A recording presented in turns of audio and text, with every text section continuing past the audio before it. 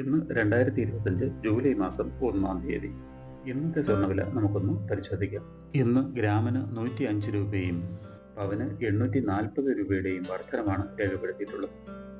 1 gram 22 carrot സ്വർണ്ണത്തിന് 9020 രൂപയും പവന് 72,160 രൂപയുമാണ് കേരളത്തിലെ ഇന്നത്തെ സ്വർണ്ണവില.